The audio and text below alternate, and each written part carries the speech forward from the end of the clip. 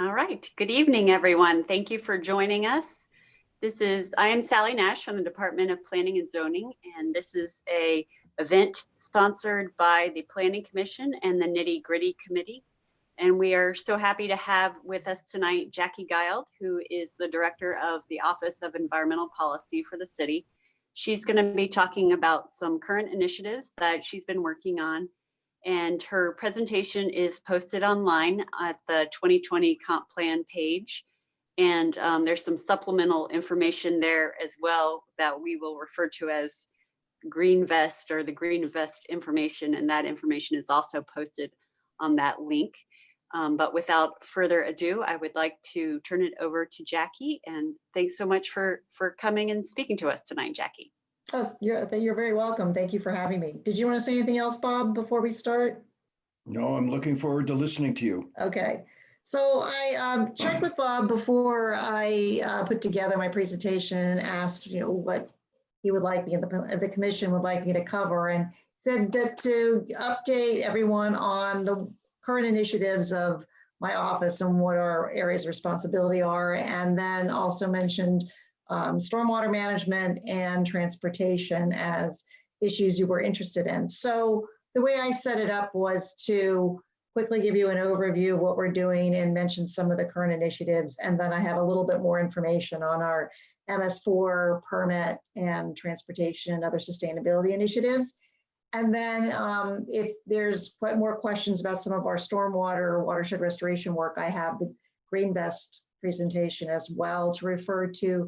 Green Vest is a contractor that is has a long-term contract with the city to help us design and implement our watershed restoration activities. So if Hillary will bring up the presentation, there we go. And next slide, please. So we'll talk about our current environmental programs and initiatives. Next slide. Okay, so it took me a little time to condense this into 4 general areas, but what OEP is responsible for is general environmental quality, which is, we think of water, air, land, forestry, and habitat. We're also deal with issues in the clean energy, alternative energy, energy efficiency realm, and a big focus, especially now for us, is climate change, resilience, and sustainability planning. And then overarching everything is public education and engagement, even on issues that Office of Environmental Policy does not have the primary responsibility. We're often involved and responsible for the public facing and information and outreach component of projects. Next slide, please. So current initiatives, probably the biggest and most important area we work in is water quality improvement. And there's many different aspects of that the city is involved in, but what the Office of Environmental Policy is involved in is restoration projects. And some of these are staff-led restoration projects that we identify, or they've been brought to our attention, or there's a special need. Sometimes the projects occur on city property. And we're looking to reduce the pollutant loads as well as improve the functionality of a stream system or a shoreline, produce some ecological uplift and habitat creation, as well as provide other benefits that come with human interaction with the environment, shade, reducing ambient air temperatures. So some staff-led projects that we have underway now. I mentioned the Green Vest project. The Green Vest work is really extensive. What we decided to do was to look at the entire Back Creek watershed and the Spa Creek watersheds as priority areas. That's not to say the city will not address some other projects that are outside of those watersheds, but that's where 2 feasibility studies were done, and projects were, I think 4 major projects were identified in the Back Creek watershed and about 10 smaller projects in the Spa Creek watershed. And these projects will also connect to projects that have already been implemented either by the city or by not-for-profit. So what we're looking to do is do a top to bottom watershed restoration approach. So which makes sense. You work from the top and you keep building on reducing pollutant loads and creating ecological uplift all the way down to the shoreline, and where we have some living shoreline projects proposed. Jackie, can I jump in? I'm Sure. sorry, I didn't mean to interrupt, but getting people asking me how to see this on YouTube, and I'm not sure what to tell them. Is Hillary still here? You should be. I believe this is now, the city created a second YouTube channel for boards and commissions. Oh, I yeah, think so maybe that's it's, where- Yeah, how do they get to it that way? I guess I need to ask. That's Hillary manipulating the slide, so I know she's there.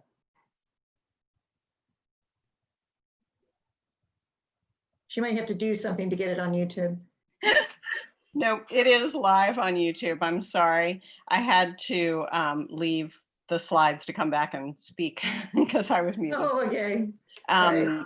Yeah, it's on the city YouTube. This one was advertised before we switched, so it should be on the city. It is on the city YouTube channel, the regular city YouTube channel. Nope, can't hear you, Diane. You're muted. Sorry, yeah, they just got in, so thank you for fixing or whatever that happened. They're in now, so thank you. And sorry for the interruption. Okay, so we'll just wait for Hillary to bring the PowerPoint back up. There we go. And she'll switch over in a second. So the picture that's shown there is actually a step pool conveyance system. That's something that we see often in our stream restoration projects. And what that does is it restores the stream channel by constructing pools. And there's a sand layer and a gravel layer and other things underneath what you could see. And there's native vegetation brought in as well. And what those pools do is they slow down the storm water. So one pool will fill up with water. The water is allowed time to infiltrate into the ground, into the groundwater table. And then as that pool fills up with increased storm water, it spills over to the next pool. So by the time you get down to the bottom, you should have the least amount of water coming through, and that water should be filtered as well from the sand and the gravel and the natural vegetation that are in these pools before it hits the waterway that it is linked to.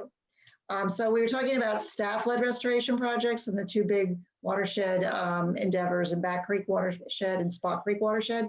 But then there's also, OEP works to facilitate projects that are brought to us by nonprofits that may have received grant funding or are seeking grant funding. So our role is to help them through the permitting and design process to move along the project and facilitate any issues that arise. Some that are upcoming projects is a very large stream restoration and living shoreline project at the SPCA property. St. Mary's is designing the largest living shoreline project that Annapolis will have. St. Luke's Church is finishing up their stream restoration project, which also involved daylighting a stream that had been covered up. And that one also includes a living shoreline. And Ellen Moyer Park is going through the very, very beginning part of the permitting. Well, we're trying to get the permit issued in that case. So then they would start design and construction. The design's been done, pardon me, but the construction would start. And that is a stream channel restoration and living shoreline there as well. Hawkins Cove is another project that would be a living shoreline. So living shorelines are great too. They provide all sorts of eco habitat, and they provide buffering from floods as well as tidal action caused by boats and regular tide action. So these are all projects we're looking forward to. Next slide, please. Water quality also involves, and this is where OEP comes in. We gather a lot of the data and the reporting that's required by MDE, the Maryland Department of the Environment, per our permits. As I mentioned before, we deal with the public education aspect that often is required by some of our permits, and staff training to meet our MS4 requirements. And MS4, what that means is Municipal Separate Storm Sewer System permit. And that's basically just our storm conveyance system. It's called an MS4. Other water quality related functions for OEP is that we have input on development projects. We work very closely with planning and zoning and their landscape architects as well as their critical area staff on greening the projects, making sure the right amount of tree and vegetation goes in, stormwater treatment is maximized. And some examples of new projects we're working on right now where we have input is Providence Point, the Kitty Academy, Eastport Shopping Center, and the new Public Works Maintenance Facility. In fact, I just had a conversation today with Anne Arundel County and our Public Works Department on ways that we can incorporate a stream restoration project below the Public Works facility, as well as incorporate as much stormwater treatment and state-of-the-art green types of site design into that facility. So we definitely love a partnership there. The county's very excited to work with us on that. The changes every day. Another water quality endeavor is the county, Anne Arundel County, and the city worked with the Department of Natural Resources to submit a no discharge zone application for the waters of Annapolis and Anne Arundel County, which means that there would treated sewage would no longer be allowed to be pumped, discharged into the waters of Anne Arundel County. They would have to be disposed of on land. This has gone through, the application has gone through the Department of Natural Resources, the Maryland Department of the Environment, on to US EPA Region 3, where it is, the EPA asked for some comments, which DNR response to comments, which DNR provided. So we're in the final review stages, and we are expecting approval of that application and designation of the no discharge zone by the end of this year. It would, once EPA is done with their review, then they, if they are recommending this to be approved, there would be a public publication of the no discharge zone proposal and request for public comment.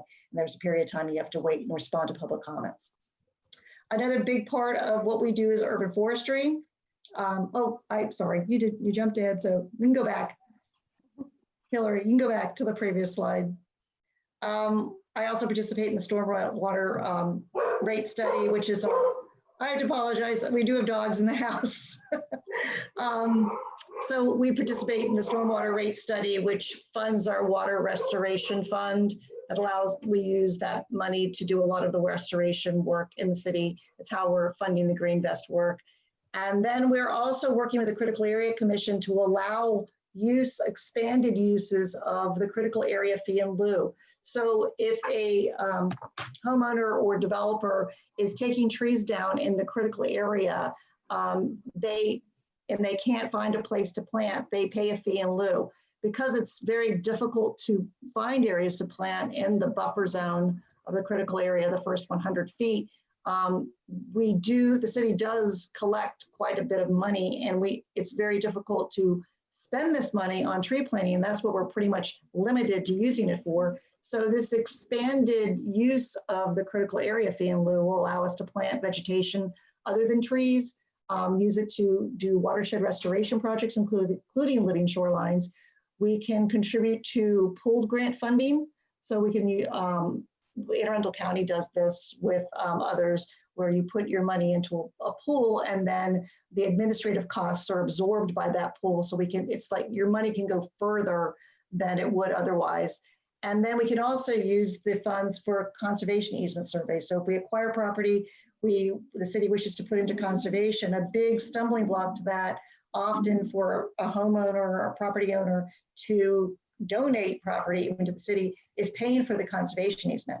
This new MOU we're developing with the Critical Area Commission would allow us to use the funds for that purpose. And then Excuse me, Jackie, can I ask a question? So yes, sure. the expanded permitted uses, I don't know if I missed it. Is that something that's in work? Does it require enabling legislation beyond the city, or? It does not. This is something that is within the powers of the Critical Area Commission to allow.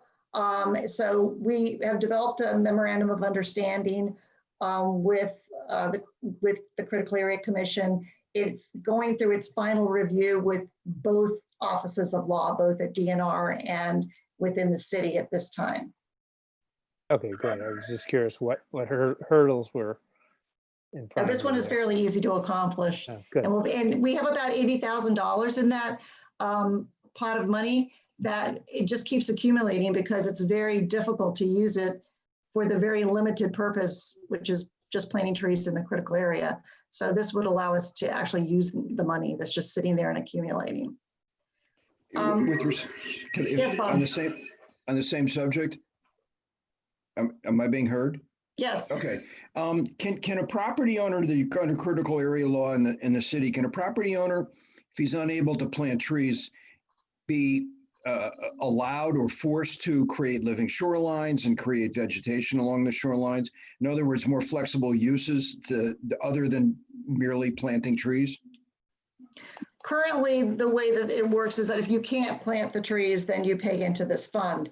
Then what the city would do, the city now under this memorandum of understanding would be able to do things like create living shorelines. It's an excellent question though, so I know you're asking if the actual homeowner can do that instead of plant trees, but our code does not allow that currently.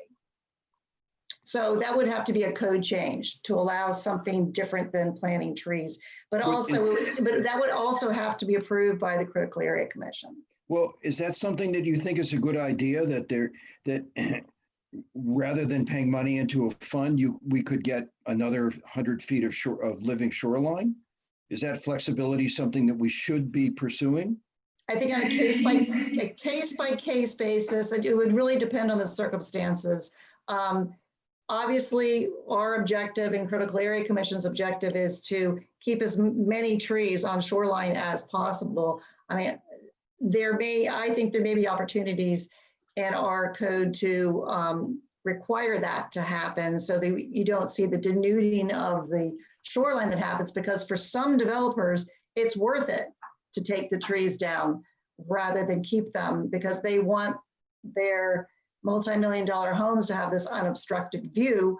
Now, instead, they could do selective clearing, but currently, it's to some of them, it's worth it just to pay into the fee in lieu fund. Is the fee in lieu high enough? Is it got enough oomph to it? Should it be increased? It could be increased to make what I'm saying is, it's not currently, it's not a deterrent to doing that. So Okay. obviously, To what level should it be increased? I'd have to look at it a little bit more in depth to see, we haven't done that analysis to see what's the tipping point on that. That our currently our forest conservation law for development projects, now we're not talking about critical area here at all, is high enough so that no developer has ever opted for the fee in lieu. Instead, they find places to plant. So that's do we want to go to that point where they never pay into the fee in lieu? That's a policy. Right, that was the question I had if you could, I know it's probably an apples to orange comparison, but if you sort of rate those two, the fee in lieu in the critical area and the fee in lieu for forest conservation, which we have some experience with because it came through us recently. Yeah, I mean, where is it? Like 50%, 20%? I mean, Actually, Alex, with the new critical area ordinance, that it's past city council, but it needs to be approved by the Critical Area Commission. We made our critical area fee the same as the forest conservation fee. So okay, that's not, what I was wondering. So not it will be our law yet until critical area approves it, but city council has approved it. Yeah, so that'll have some real oomph behind it, as Bob mentioned. Yeah. Very good. Thank you. Mm-hmm. Okay, so the last area in water quality I mentioned is that OEP has the lead on the Waterways Cabinet, which is the stakeholder group. It's made up of stakeholders that are associated with waterways, as well as some community representatives and city staff that brings issues to the attention of the mayor, and it's an opportunity for them to interact with the mayor about issues that are important to their waterways. And it meets 4 times a year. COVID has gotten in the way of that. We only had 1 meeting so far this year, and I'm hoping to, since things are going to continue this way, to do a Zoom meeting of the Waterways Cabinet in the very near future. Okay, next slide, please. Okay, urban forestry is administered by our office as well. And to me, I can't say enough about trees. Trees are the easiest, most efficient, most cost-effective, and most environmentally effective way to deal with stormwater. It's much easier to keep the trees. They absorb the stormwater. They provide, and on top of that, they add habitat. They cool our air. They sequester carbon. So if we were trying to make our air quality better, we're trying to deal with stormwater, We don't want to spend a lot of money. Keep the trees. And that's my pitch on trees. So have anything and every, sorry. a question / comment about the climbing ivy on many, many trees around the Yeah. city. You know, that, I don't know whether it's people are just unaware of the effect that it has on Yeah. on trees, or whether they just don't care, or it's not their tree, or Mhm. you know, whatever. But that seems to be like such low hanging fruit Yeah, to divine trees, but Right. you don't really see it happening, even in some really nice, you know, nice homes and stuff. yeah, So and then they I can don't know what destroy we a can tree. do about that. Yeah, I don't know what we Yeah. can do about that with respect I to mean, we put out public service information. announcements. Or, Yeah, on our website, we put out information about, not only about, replacement trees, which are acceptable and native trees, but tree maintenance. If it's a city tree, then our maintenance, we contract out our maintenance on trees, tree trimming and that sort of thing. They can take care of that, but as you're pointing out, if it's on a private tree, we can't do anything about it.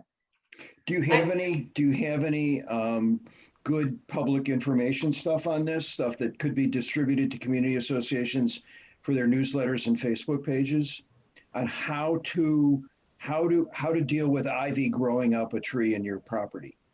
We don't have one particular to that, but that's a good suggestion. We can easily develop one. Our city Well, and forester. Jackie, we have some, the Watershed Steward Academy has, we just did a whole session on invasive species removal. So Oh, I okay, can give you great. the link to that. It's really quite good. Okay, we don't have to redo that then. Okay. I Yeah, think, making a note yes, about I that. agree with Alex and Diane. This is very much low hanging fruit, something that people can do. And on the other hand, I took a walk a few weeks ago in whatever it's called, Cal Ripken Park behind Old Bates. And Okay. it's a city park and they didn't do it right. All they did was trim off the leaves. They didn't cut the vines down near the base of the tree. Because if Okay, they do that, then they can come back in 6 or 9 months and it's all dead above there. right. And if they just stay on top of that, so there needs to be education all around. Okay, I will mention that part to the city forester. And also, you. Jackie, I don't know whose, umbrella this falls under, but I was walking around behind Truxton, well, in Truxton Park, and especially near the edges, there's invasive, basically English ivy growing on a lot of the trees. And so I'm not sure who's in charge of that. Is that Parks and Rec, or does that tree maintenance? Because there are a lot of trees now that are going to be dead in a few years. Yeah, Parks and Rec relies pretty heavily on OEP. It takes such a big chunk out of our budget that it falls down to the bottom, because our budget is very, very tight, even for the tree maintenance, which we have to reserve for hazardous branches, storms, that kind of thing. So the vines. So it's not in the Parks and Rec budget. Okay, got it. I don't think it is. I think they rely for all that kind of thing with us. They do like the weeding and cutting, grass cutting and things like that over there, but not trees. so the last thing that I wanted to put in a plug, and this is a much more difficult problem, is our interaction with BGE. Yeah. So I'm sure we've all had experiences with that. One, they're just, they bang tacks with a sledgehammer when their contractors come and do whatever they have to do to keep the power lines clear. But what I found is, even if you want to try to do the right thing, you're willing to pay a tree service to come maintain trees to keep the tree as healthy as possible and get the canopy to be as full as possible without getting into the power lines, so you can sort of groom the tree as it grows. But basically, tree services say, if we're within 10 feet of the power line, I can't do anything. So you basically have to let it be a problem. Then you call BGE, and they come and hack it apart. And so, and the reason, we have received a lot of complaints about the way the BGE prunes. So what they do is they try to prune it so that they don't have to come through, but every 3 years. They can't afford to come every year, so they prune it so that it's like a 3-year prune. And right, I understand that, but I wish there was something that we could, as a municipality, could do to say have maybe some approved contractor who's authorized to do more surgical stuff if a homeowner wants to pay for it. Because I had this problem on my side yard is I'm willing to pay somebody to be very surgical to do the best thing for the tree, but they say I can't do it because they won't let me. And so Right, you and- just have to wait for it to be a problem, and then BG&E come and whacks it with a sledgehammer. I understand what you're saying. The BG&E uses their own contractors. So that when you see BG&E pruning, that is not a city contractor. No, I understand, but Yeah. I just wish there was some way, that you could have a contractor that was approved to work close to power lines, that everybody was comfortable with that wasn't at BGE's direction. Because BGE's, they do what they do, and I get why they do that. Mhm. But if you wanted to take what I find sort of upsetting is that if you want to take the initiative to do something different, nobody will let you. And it's the system that doesn't allow for anything but blunt action. Right. I don't know that there's maybe nothing we can do about that, but I can ask Brian Adams, who's the city forester, to have a conversation with BG&E and ask them if there is any opportunity for homeowners to work with their own contractor. I have a feeling they're going to say that they need to do it themselves for liability reasons. But I'll have Brian look into it. Thank you, Alex. sure. Thanks. Sure.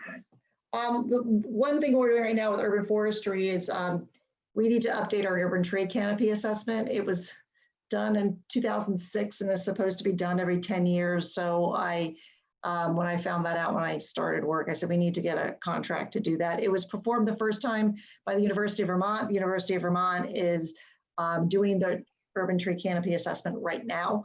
It should be done in the next couple of months. It's going through, it's starting to get our final review on it. And what that will do, we have an agreement with the Department of Natural Resources that the city will achieve 50% tree canopy by 2036. And depending on who you speak to, we're at around 42% to 43% right now. And we're running out of places to plant. So we're trying to get more creative about everywhere we can plant possible with every project and retain the Street trees, lots of street trees. Street trees, bike path trees, trees everywhere. Even if it kills sight lines for drivers, it's better because it slows people down. It's true. But one thing the city has never had is a real strategy to accomplish this 2036 goal of 50%. So what I've asked Brian to do is when we get this done, this will identify where we're at, what the health of the trees are. And then also I asked the contractor to help him with identifying potential planting areas and sites. And from this, Brian will craft a strategy with annual objectives and a plan for each year, how many trees we plant, where we plant, that gets us to our 50% goal by 2036. This will be the first time we've actually had a strategy. Next slide. All right. As I mentioned, climate change, as we all know, we have warming temperatures, rising seas, flooding, all kinds of things happening because of climate change. So we're focusing in OEP on resilience and sustainability. There was a 2012 sustainability plan that needs updating badly. That's one of my priorities. Also, Sally led an effort to do resiliency plan strategizing. We thought that would produce a plan, but apparently that was not the end product. So I'll be working with Sally to create a climate resilience plan based on the work we did in 2019. We'll be taking other initiatives, like we ran a plastic-free Annapolis campaign last summer, worked with a lot of the restaurants and hotels to have them take the plastic-free pledge and reduce or eliminate their use of plastic, especially in their to-go products. We're taking that. Annapolis Green was our contractor. They made it part of their regular programming. I'm making sure that we're integrating plastic-free Annapolis into all our government buildings. So we eliminate our plastic cups. We're encouraging people to bring water bottles and refill them at our filling stations, that we don't have plastic cutlery and plastic plates. So we need to walk the walk, talk the talk if we expect everybody else to do it. We just got approved for, we're part of a microgrid feasibility study for Newtown 20 to do a feasibility study for a community microgrid technology for power in the low-income housing project. The city is participating in this with BG&E, with SEPA, and with HACA, our partners in this. And that planning process starts June 26th. We're looking at transportation alternatives, which means electrifying the fleet, as well as looking into alternative fuel vehicles for vehicles that are not conducive to be electrics, some heavy duty trucks and that sort of thing. It's also looking into how we can transfer over to electric buses from the buses we have now.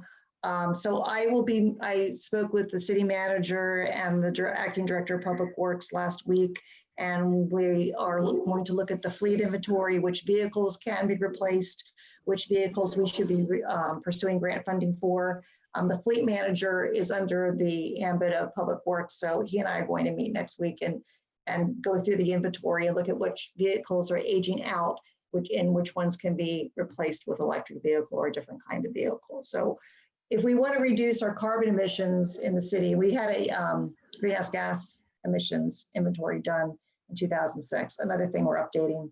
The best way to do it is in the transportation sector, because we don't have large industry in Annapolis. So we do it through our building emissions and through our transportation use, residential and commercial, as well as the city fleet.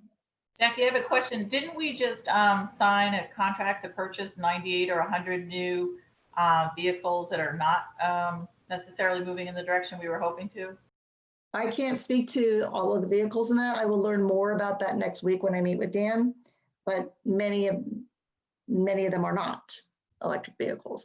The code needs to be revised in this regard. There's a code provision that states that the city must replace its fleet with alternative fuel vehicles. It was not contemplating electric vehicles because the date was 2008 that we had to make these changes by. Obviously, these changes were not made. So that part of the code needs to be updated to really focus on electrification where possible, ever possible. And it should set a new deadline. Obviously, we didn't meet the 2008 deadline. So we should set a deadline for 2022, 2023, whatever city council thinks is appropriate. Jackie, do you have any input into the transportation department? I do. I've been working. So the first step is to work with the fleet manager. The low-hanging fruit are the vehicles, the smaller vehicles that we use for inspections and the staff uses to go to meetings and perform different functions. Then the transportation. So David Gerald asked me to meet first with the fleet manager, and then we'll bring in all the other departments that are relevant. Transportation has their own budget. Fire and police have their own budgets, so their vehicles are purchased separately as well. So we would like to bring in police vehicles, at least beginning with the inspection vehicles.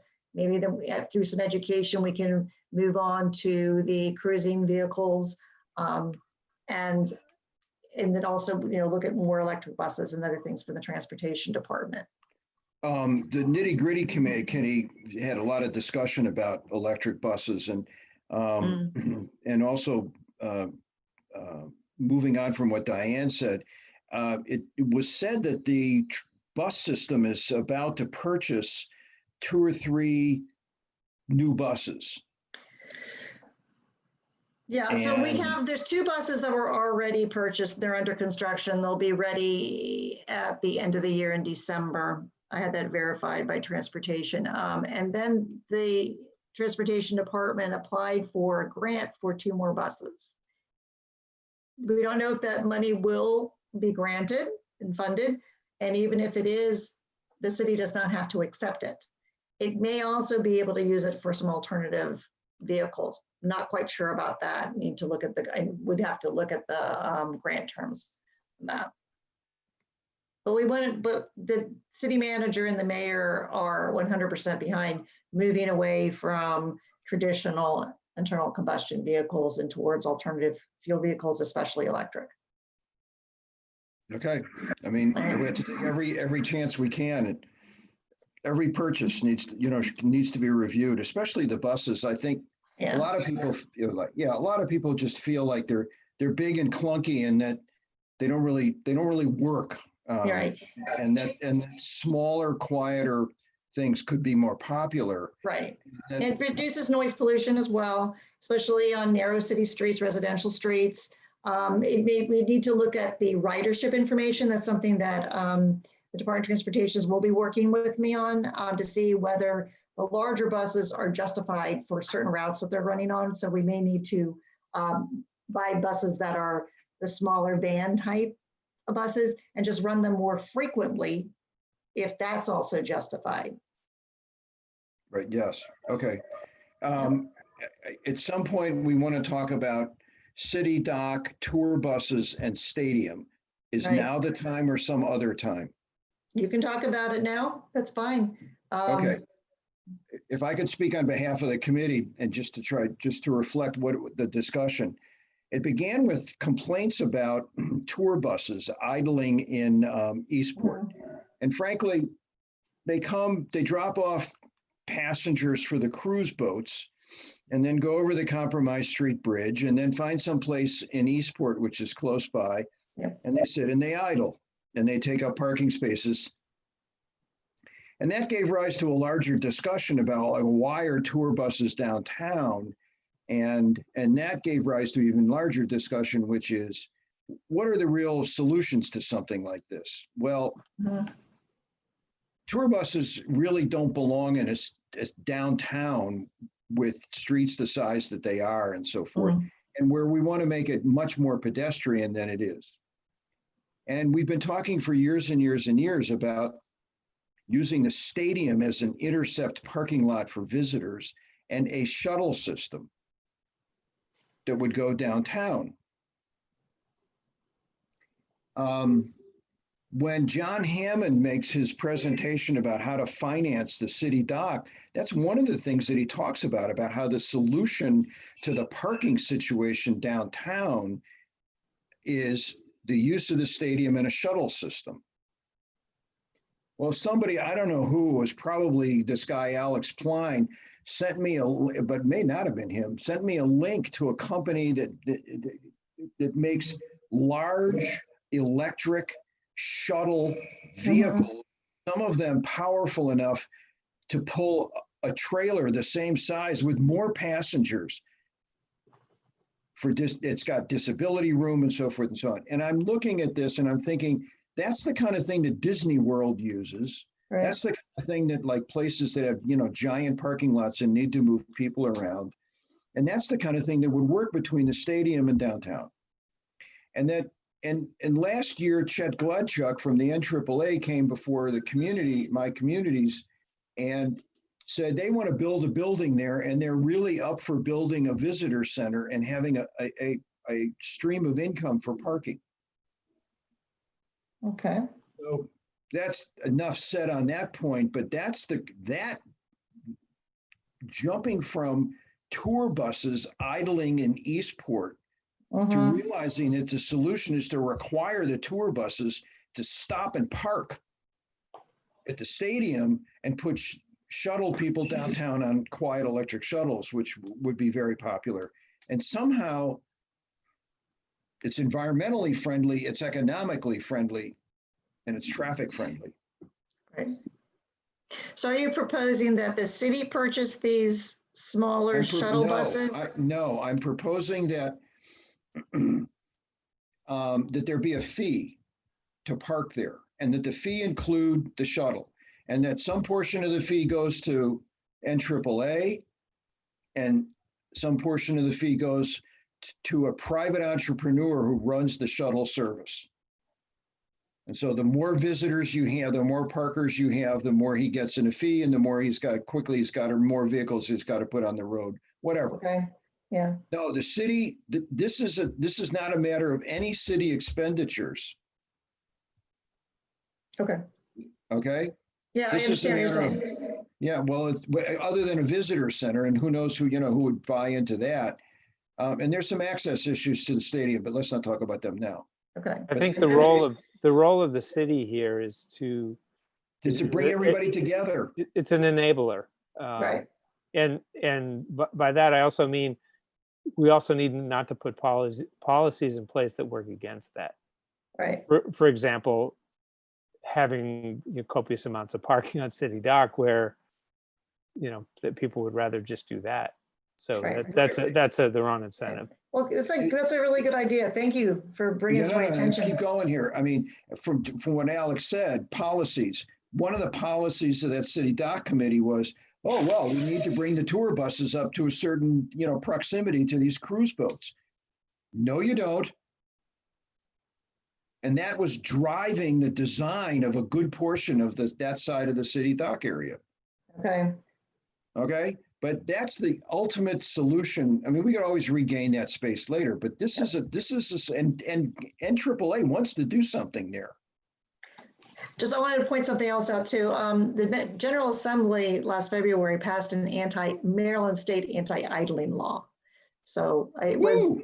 yeah, both with overwhelming vote in both houses. So I did not see anything, post COVID when we all started staying home. I was checking to see if the governor vetoed it. I have not seen anything. And if he doesn't sign it and he doesn't veto it, it goes into effect. So I need to double check on that on the veto. I don't think he did though. So I already think we have a Maryland anti-idling law, but it's not being enforced. It is, I need to look at the legislation again to see what the effective date was going to be. Usually there's at least a 6-month lag on that. So it may not be in effect yet, but go into effect in the fall. And I need to look at it if there's any exemptions for it. I'm sure that there's exemptions for police cruisers, because if they turn off their engine, they have to reboot everything, their computers. No. If you could give a summary of that information to Sally for distribution to us, Absolutely. then we can rework this proposal for the comp plan. Yeah. Okay, will do. All right, thank you. You're welcome.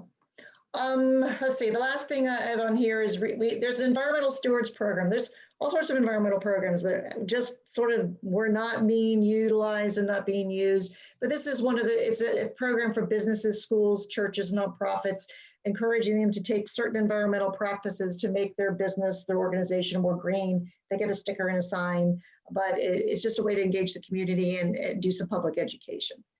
Next slide. All right, so you guys already talked about this. I just wanted to make the point, here we see sea level rise and flooding. This was Hurricane Agnes, but this is where the water is going, and it's it's going to cover more and more of Annapolis. And we can do something about some of it with engineering. We can try to do our part to reduce temperatures, which cause sea level rise as a city. But what we need to do is look at the environmental effects that we see coming. What are the environmental drivers that we can mitigate some of these problems, and incorporate that into all of our planning decisions, including our comp planning. Anywhere and everywhere we can make ourselves more resilient, sustainable, more green, combat the effects of climate change, we need to be thinking about that with every decision we make and our planning processes. Something I don't know if you're aware of, but the city has applied for community rating through FEMA's National Flood Insurance Program. What that does, we've gone through a community assistance visit with FEMA and MDE and provide all sorts of information and data we've gathered. They've made recommendations, and then we're getting ready to put in our application.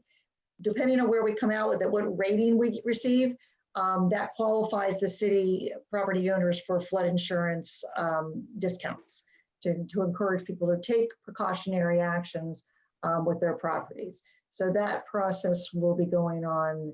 Probably COVID delayed some things. We'll probably put our application in this fall and get a rating in the next year in 2021. The Naval Academy approached us recently, the city, with there's Military Installation Resilience Program grant funding available. So this may help with city dock funding. They reached out. They can bring in other partners that can benefit from Department of Defense funding for resilience and sustainability efforts that are contiguous to them, and that whatever they do will also have an impact or a potential beneficial impact on their surrounding communities.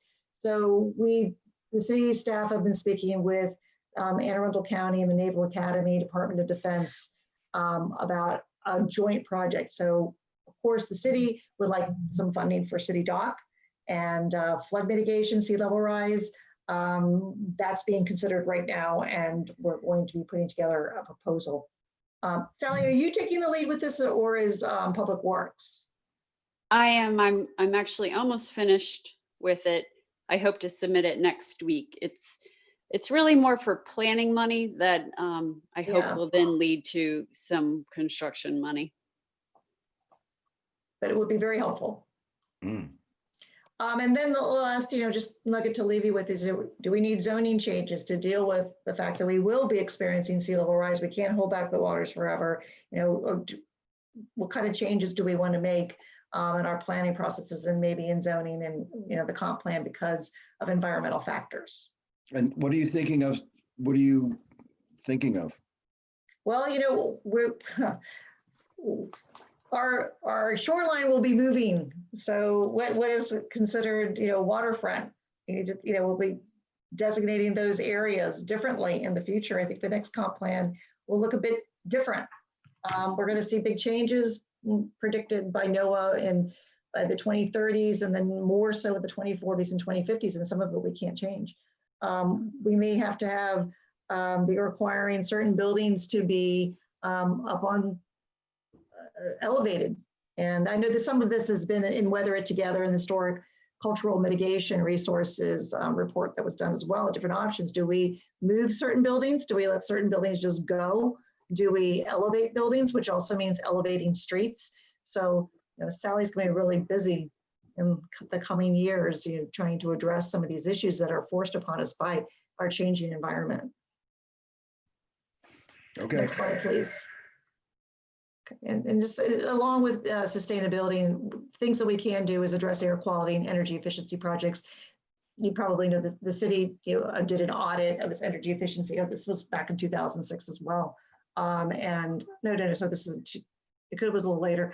But we did a lot of changes in our buildings with energy efficient products.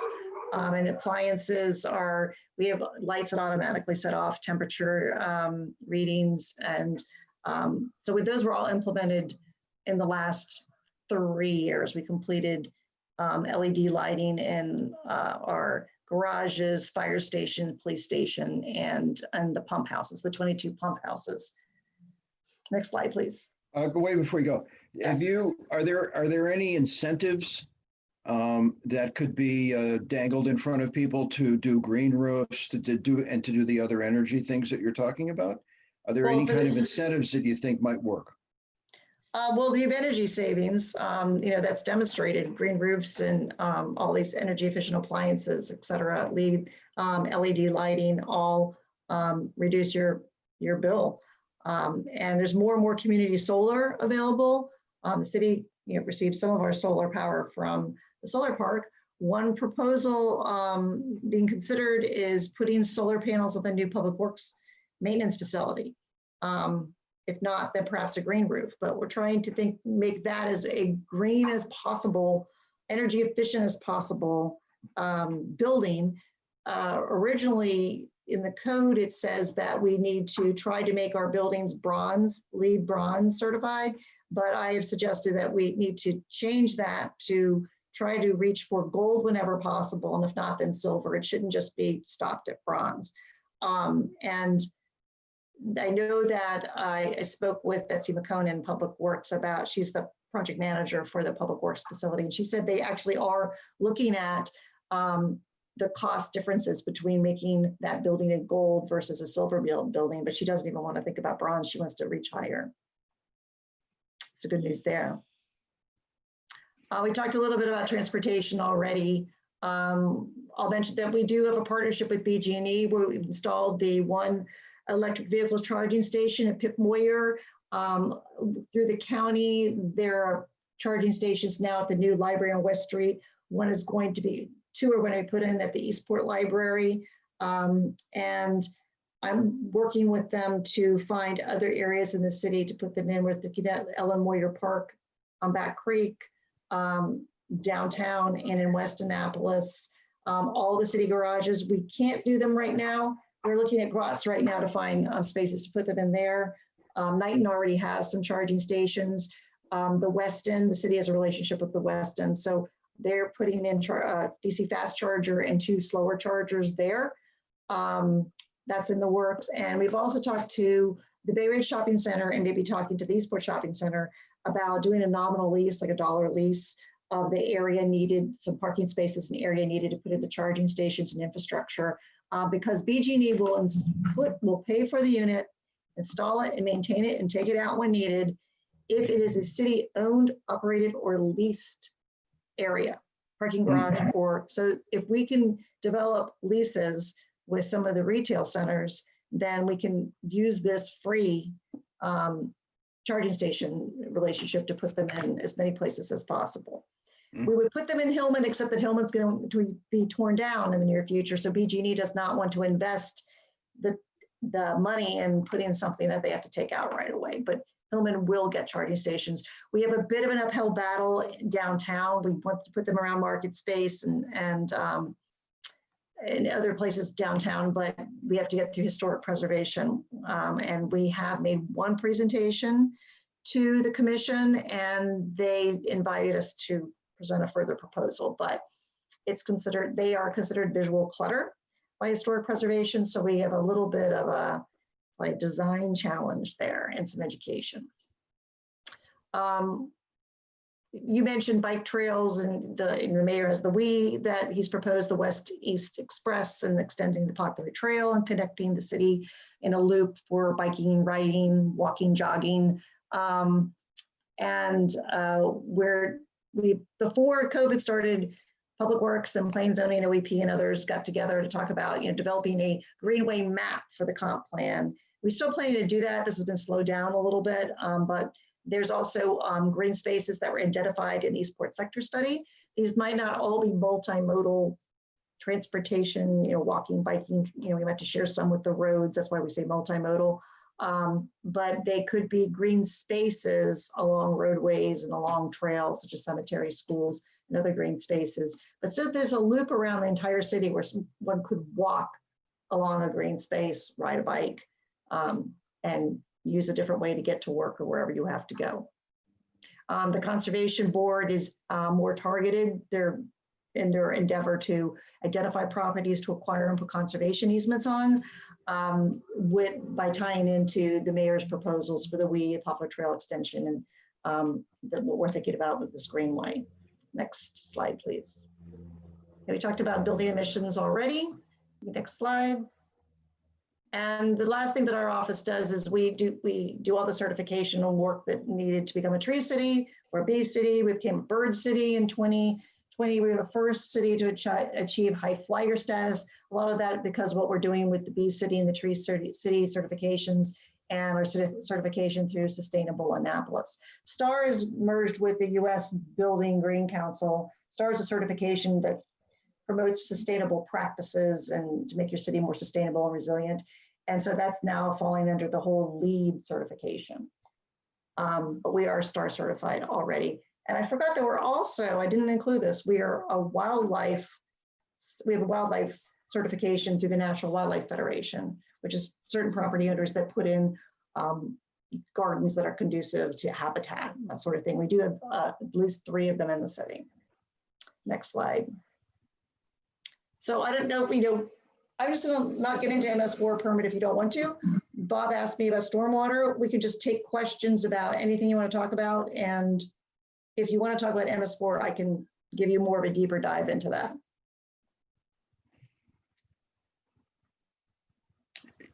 You'll take questions on any subject, not just on sewer. We already talked a lot of, I don't want to use up all the time here. So, if you want to just talk about whatever you want to, if you want more information about what we're trying to achieve as far as our MS4 permit and our pollutant load reductions, I'm happy to talk about that too.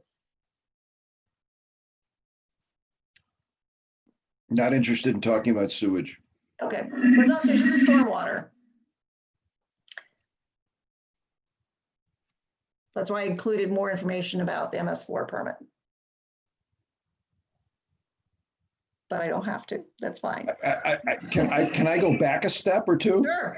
All right. And this may not be for you. This may be for Sally Nash. What is the status of the design contract, or the status of the bike, hike, walker, biker trails over the Navy Academy or down 450 to the Navy Academy Bridge and the Poplar Park Path extension and whatever's involved in that. What's the status of those projects? I'll let Sally address that because she works on those projects more closely than I do. Is she here? Okay, yes. So as I think we talked about this in Planning Commission, the state is doing a study on 450 by the Naval Academy Bridge. So when you come down off the Naval Academy Bridge and into Annapolis, they're looking at that area.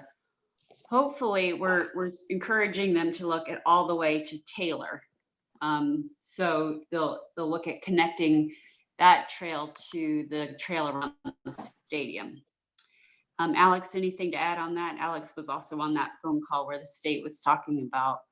Yeah, it really looking at the area, think of it as a Y, 450 all the way to Taylor, but also part of King George Street down to the College Creek Bridge.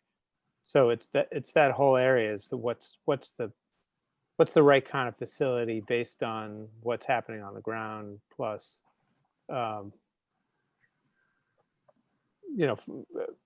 costs and utilities and all of those sort of nitty-gritty things that happen. But there's certainly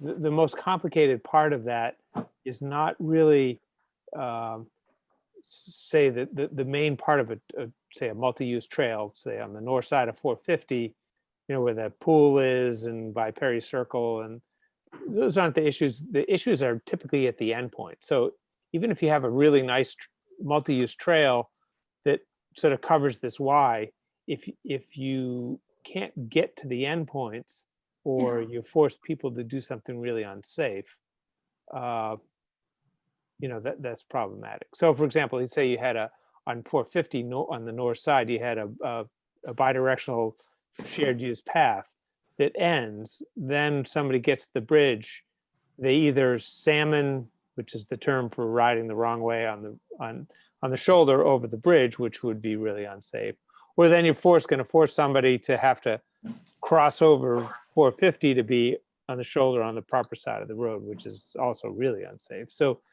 lots of issues to work out. And then probably the bigger issue is around the agreement between SHA and the Naval Academy as to where the easements are, and none of that stuff was well documented. So Zoe Johnson is at the Naval Academy is working that, and it's probably going to be a year before they even get to the point where they can start to actually talk about doing anything, because they just have to get all the details right on who owns what and who has what easement. The real estate details are very complicated because it's not just it's not just NSA. The NSA has several tenants with different interests in the properties along that route, between the pool, the apartments, the Naval Academy. They're all different tenants, the Alumni Association.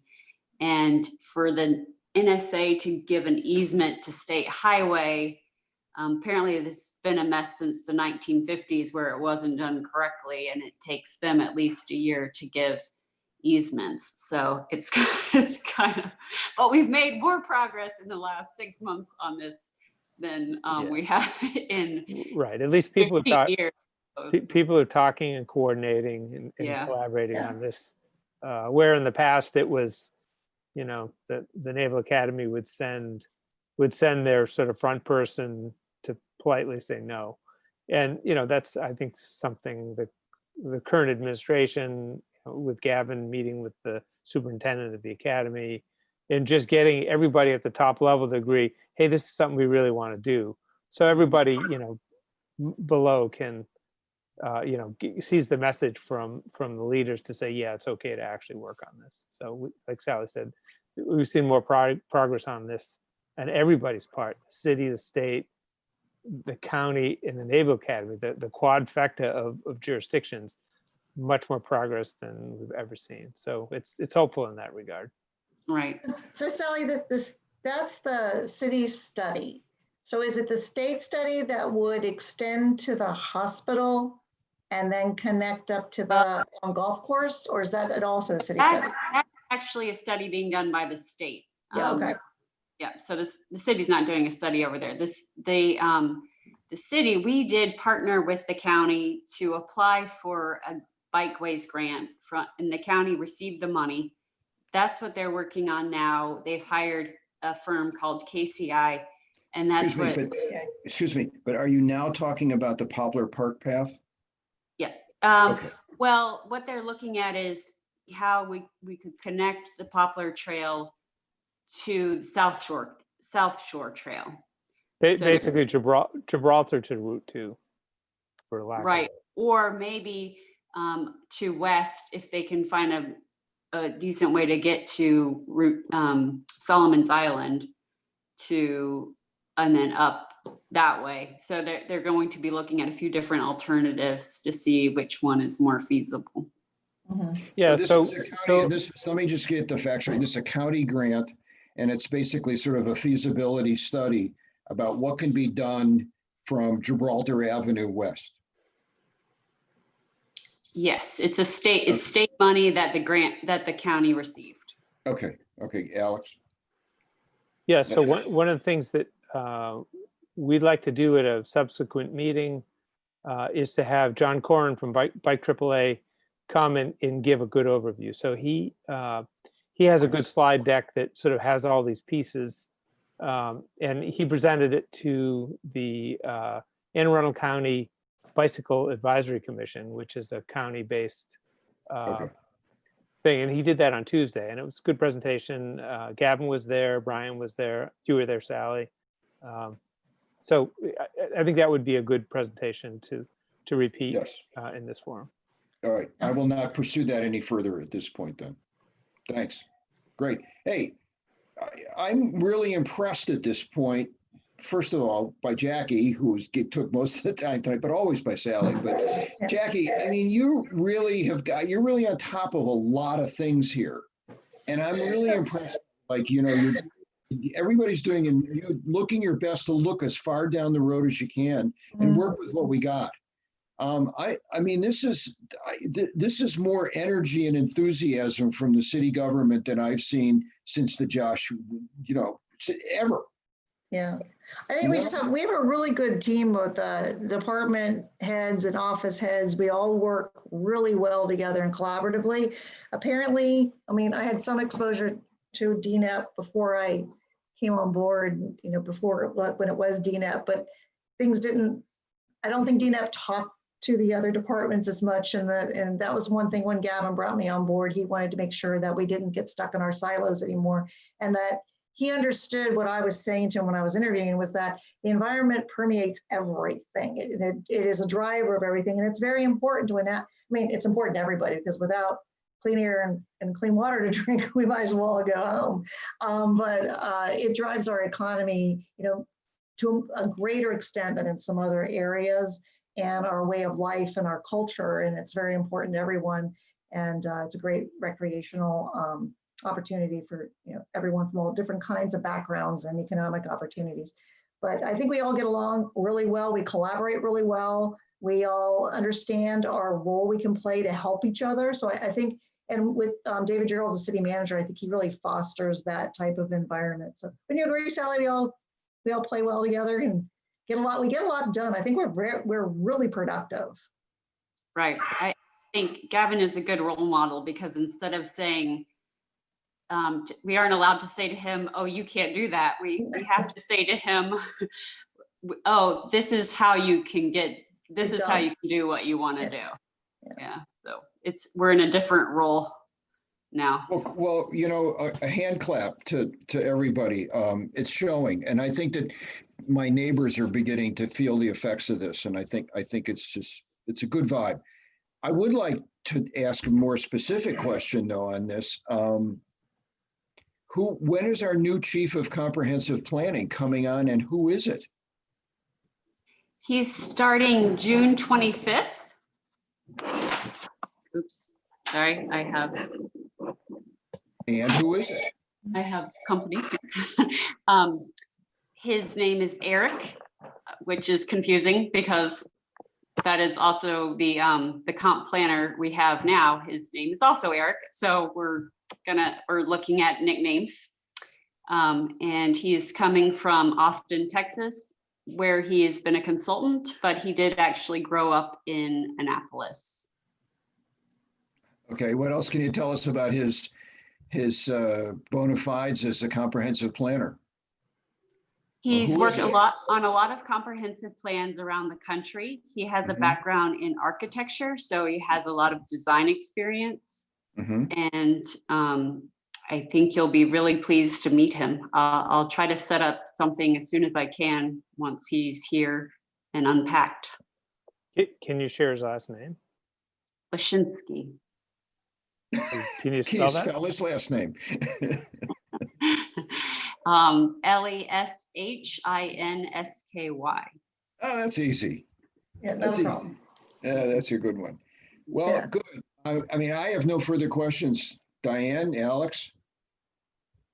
No, I asked mine in line.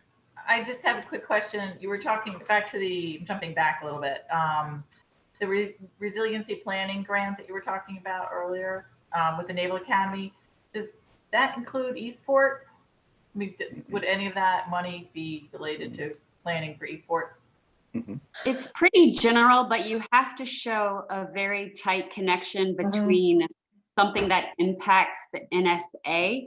So I'm applying for the grant, but I feel like it's really to benefit the NSA.